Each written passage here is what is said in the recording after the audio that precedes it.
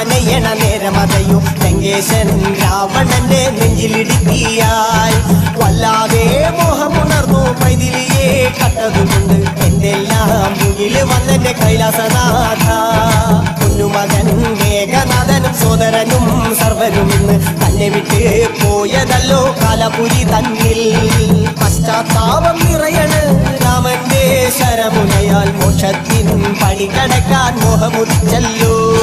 കാത്തരുളൂ ശ്രീരാമ പരമരുളൂ ശ്രീരാമ പ്രാർത്ഥന കേൾക്കാനിരിയും വൈകരുടെ നീ കാത്തരുളൂ ശ്രീരാമ പരമരുളൂ ശ്രീരാമ പ്രാർത്ഥന കേൾക്കാനിരിയും വൈകരുടെ നീ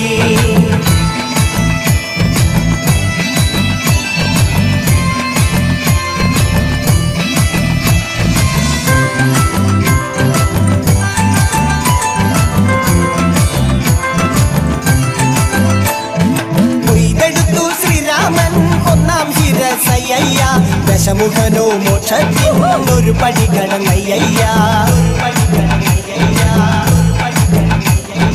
കൊയ്തെടുത്തു ശ്രീരാമൻ രണ്ടാം ശിരസയ്യ ദശമുഖനോ മോക്ഷത്തിൻ ഇരുപടി കടന്നയ്യ ആഞ്ജനേയ സ്വാമി അരികത്ത് രാമരാമേതി ജപിച്ചങ്ങു നിന്നു ലക്ഷ്മണന്റെ ഉള്ളിനകത്തൊരു പുത്തിരി കത്തി വിരിഞ്ഞങ്ങു നിന്നു ശ്രീരാമ പരമരുളൂ ശ്രീരാമ പ്രാർത്ഥന കേൾക്കാനിരിയും വൈകരുടെ കാത്തരുളൂ ശ്രീരാമ പരമരുളൂ ശ്രീരാമ പ്രാർത്ഥന കേൾക്കാനിരിയും വൈകരുടെ ഒന്നാനാം അമ്പെടുത്ത് രാമനയണ നേരമതയോ ലങ്കേശൻ രാവണന്റെ നെഞ്ചിലിടുക്കിയായി വല്ലാതെ മോഹമുണർന്നു മൈഥിലിയെ കണ്ടതുകൊണ്ട് എന്തെല്ലാം മുന്നില് വന്നെന്റെ കൈലാസനാഥ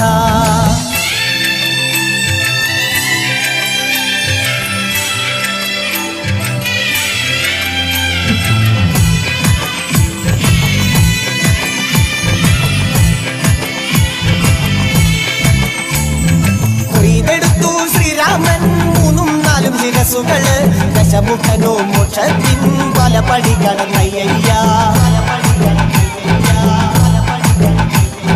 കൊയ്തെടുത്തു ശ്രീരാമൻ ബാക്കിയുള്ള ശിരസുകള് ദശമുഖനോ മോക്ഷത്തിൻ വാതിൽ കടന്നേ അയ്യ വാനരപ്പടകളിലെങ്ങും രാമജയത്തിൻ അലയൊലിയല്ലോ